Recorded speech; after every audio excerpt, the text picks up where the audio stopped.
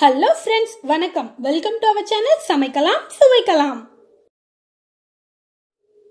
இவ்வளோ நாள் நம்ம கடைகளில் அதிக விலை கொடுத்து வாங்கிட்டு இருந்த கண்டென்ஸ்டு மில்கை இன்னைக்கு நம்ம வீட்லயே செய்ய போகிறோம். அதுவும் ரொம்ப குறைவான பொருட்களை வச்சு.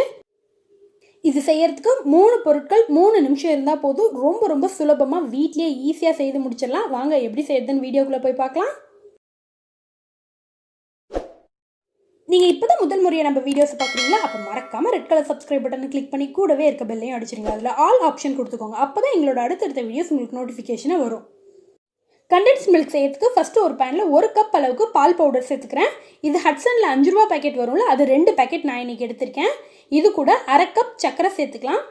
1 கப் பால் பவுடருக்கு அரை கப் சர்க்கரை எடுத்திருக்கேன். இது கூட அரை கப் தண்ணி சேர்த்து நல்லா கலந்து விட்டுறலாம்.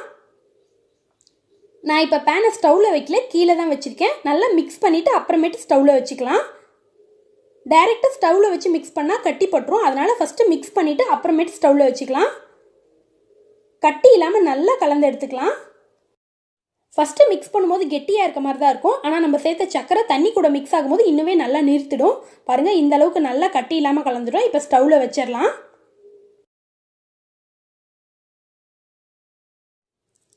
பேனை ஸ்டவ்வில் வச்சு மீடியம் டு லோ ஃப்ளேம்லேயே ஒரு நிமிஷத்துக்கு நல்லா கைவிடாமல் கலந்து எடுத்துக்கலாம்.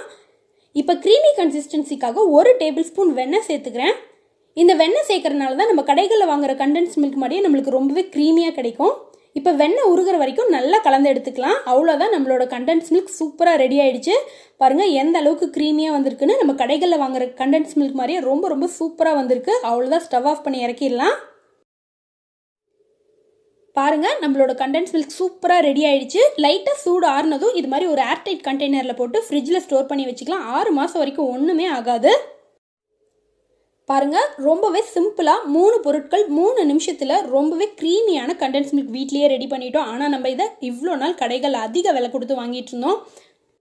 ரொம்பவே க்ரீமியான கண்டென்ஸ் மில்க் இப்போ நம்மளே வீட்டில் ரெடி பண்ணிட்டோம். இந்த கண்டென்ஸ் மில்க் வீட்டில் இருந்தால் போதுங்க, ரொம்பவே டிஃப்ரெண்ட்டான ஸ்வீட்ஸ் எல்லாம் செய்யலாம். பாயாசத்தில் கொஞ்சமாக இது ஊற்றி பாருங்கள், அதோட டேஸ்ட்டே வேறு லெவலில் இருக்கும். நீங்களும் வீட்டில் கண்டிப்பாக ட்ரை பண்ணி பாருங்கள். ட்ரை பண்ணி பார்த்து எப்படி இருந்துன்னு மறக்காமல் எங்களுக்கு கமெண்ட்ஸில் சொல்லுங்கள். இந்த வீடியோ பிடிச்சிருந்தா ஒரு லைக் பண்ணி ஷேர் பண்ணுங்கள். மறக்காமல் நம்ம சேனலை சப்ஸ்கிரைப் பண்ணிக்கோங்க. விதவிதமாக வித்தியாசமாக சமைக்கலாம், சுவைக்கலாம்.